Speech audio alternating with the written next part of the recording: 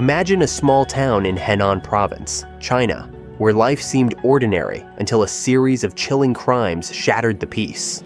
The man at the center of these events was no ordinary individual, a monk revered by many, who allegedly manipulated, deceived, and terrorized women for years. Welcome to today's episode, where we delve deep into a case that gripped an entire nation. On May 3, 1996, 35-year-old Chu Yuan-yu walked into a Zhengzhou police station to report his wife, Ren Xiaozhen, missing. Ren, a respected director of a medical equipment company, had left home early the previous morning for work but never returned. At first, her absence didn't raise alarm. Chu tried calling her, and while her phone rang initially, it later went silent. The hours dragged on, and as her whereabouts remained unknown, Chu's worry turned into desperation. When Chu approached the police, they assured him there was no need for immediate concern. Without evidence of foul play and adhering to the 48-hour rule, they urged him to wait. Reluctantly, Chu complied but continued his own search, calling family, friends, and colleagues, all to no avail. By the time the police began investigating, troubling details emerged. Ren's colleagues revealed she had not arrived at the office that day, contrary to what she'd told her husband. Instead, she had mentioned personal errands to her assistant. This revelation raised suspicions and added an unsettling layer to her disappearance. Investigators delved deeper into Ren's routine and personal life. Her marriage appeared stable, though neighbors reported occasional arguments. Chu described his wife as dedicated to her work, a woman with no reason to abandon her life suddenly. Yet, as the hours turned into days, the case grew more perplexing. Ren's phone remained unreachable, and no witnesses came forward with sightings of her after she left home. The search expanded to nearby hospitals, accident reports, and even morgues, but there was no trace of Ren Xiaozhen. The contradiction between her planned workday and her actual movements created a haunting question. Where had she gone, and why? Just days after Ren Xiaozhen's disappearance, a shocking discovery jolted investigators and the local community. The body of an unidentified woman was found beneath a bridge not far from the Yu residence. The victim appeared to be in her early 30s, with physical attributes matching Ren's description. The scene was grim, suggesting the possibility of foul play. Forensic examination revealed the woman had likely died 2 to 3 days earlier, aligning closely with the timeline of Ren's disappearance. Investigators called Chu Yuan-yu and Ren's sister for identification. To everyone's astonishment, the two gave conflicting statements. Ren's sister, overwhelmed with emotion, was certain it was her. The hairstyle, clothing, and other subtle details all pointed to Ren. Chu, however, firmly denied it, stating key differences he believed excluded his wife as the victim. To resolve the discrepancy, investigators ordered DNA testing. When results came back, they confirmed the victim was not Ren Xiaozhen. This revelation brought both relief and renewed anxiety. If the body wasn't Ren's, where was she? The case grew more complex as investigators widened their scope. They searched hospitals, neighboring villages, and even other nearby crime scenes for any link to Ren. However, their efforts yielded no significant leads. The victim under the bridge remained unidentified, her death a separate tragedy that added to the mounting pressure on law enforcement. In the weeks that followed, a second, even more shocking discovery occurred. On July 15th, a decomposed body was found in a remote ravine on Mount Songshan, miles from where Ren had vanished. This time, the victim's personal effects sent chills through investigators. She wore a wedding ring engraved with the names Wu and Zhen, a luxury watch, and a distinctive heart-shaped necklace. All items Chu confirmed belonged to his wife. The DNA test conclusively identified the body as Ren Xiaozhen. Forensic analysis painted a horrifying picture of Ren's final moments. Her injuries indicated she had been pushed or thrown from a significant height after a violent struggle. Torn clothing and fractured bones suggested a desperate attempt to resist her attacker. The location of her body, deep within a rugged and secluded area, further complicated the investigation. How had she ended up there, and who was responsible? Investigators began piecing together a timeline, but the trail was cold and evidence was scarce. The discovery of Ren Xiaozhen's body transformed her case from a missing person investigation into a murder inquiry. Yet, the motive and the perpetrator remained elusive. Adding to the unease, rumors began circulating about other disappearances near Mount Songshan. Were they connected? The police were left grappling with a chilling question. Was this an isolated tragedy or the work of a serial predator hiding in plain sight? As investigators probed deeper into the mysteries surrounding Mount Songshan, a disturbing pattern began to take shape. Between 1996 and 1997, a series of disappearances and murders were reported in the area, most involving young women visiting or living near the mountain.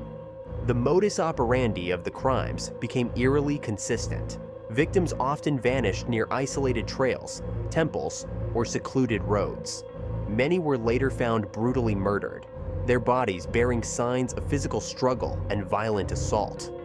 One of the earliest linked cases was that of Liu Jing, a 22-year-old woman who went missing during a group tour of Mount Songshan in June 1997.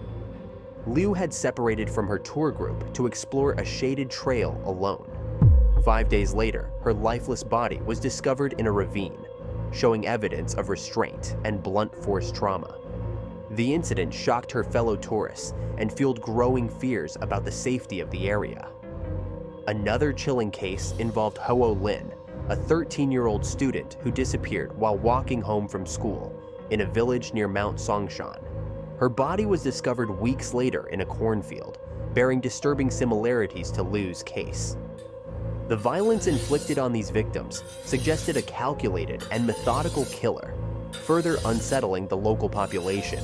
Rumors began to swirl about a monk frequently seen at local temples, whose charismatic presence drew women to him. Witnesses recalled seeing some of the victims in his company shortly before their disappearances.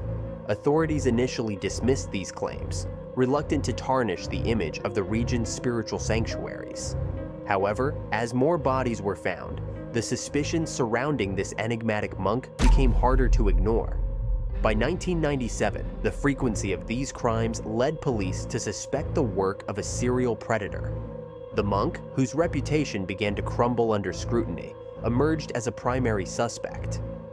Locals described him as a man with two faces, a revered spiritual leader by day and a manipulative, sinister figure by night. His connections to the victims and his proximity to the crime scenes placed him squarely in the investigators' sights. The mounting evidence and growing public outcry forced authorities to act. They intensified their surveillance of the monk and began piecing together his movements during the time of the murders. Eyewitness testimonies, physical evidence, and forensic findings all pointed to an unsettling conclusion. The monk, who had once been a symbol of peace and enlightenment, may have been hiding a far darker reality. As investigators closed in, the scale of the crimes became apparent. What began as a single disappearance unraveled into a web of deceit, manipulation, and violence that terrorized an entire region. The once holy grounds of Mount Songshan had become a hunting ground for a predator in plain sight, leaving behind a legacy of fear and tragedy. With the monk emerging as the prime suspect, investigators intensified their efforts to uncover the truth. Witnesses described him as enigmatic and persuasive, often using his position of trust to lure women into vulnerable situations. Devotees at the temples spoke of his sermons on enlightenment and spirituality, but behind closed doors, a different story emerged, one of control and exploitation. Testimonies painted him as a master manipulator who preyed on his followers' faith to conceal his sinister motives. As investigators followed his trail, they discovered troubling patterns in his movements. The monk often traveled between temples in Henan province, coinciding with the timelines of several disappearances. His interactions with victims were described as intimate yet unsettling, with many reporting feeling uneasy in his presence. Yet, his reputation as a holy man shielded him from suspicion for years. Forensic evidence began to tie him to the crimes. Fibers from his robes matched those found on some victims, and items belonging to the missing women were discovered in his quarters. Still, the monk denied any involvement, maintaining his innocence even as the evidence mounted against him. His followers were divided, with some defending him fervently, and others beginning to doubt the man they once revered. The psychological profile of the monk revealed a complex individual.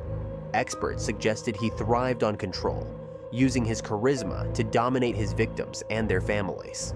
The secluded nature of the temples provided the perfect cover for his actions, allowing him to operate undetected for years. His dual persona, a benevolent spiritual leader by day and a predator by night, only added to the horror of his crimes. By the time of his arrest, the monk had become a symbol of betrayal. The sanctity of the temples he once served was forever tarnished by his actions. The trial that followed was one of the most publicized in Chinese history, as the nation grappled with the duality of his character. Ultimately, the monk was convicted of multiple counts of murder and sentenced to death, bringing an end to his reign of terror.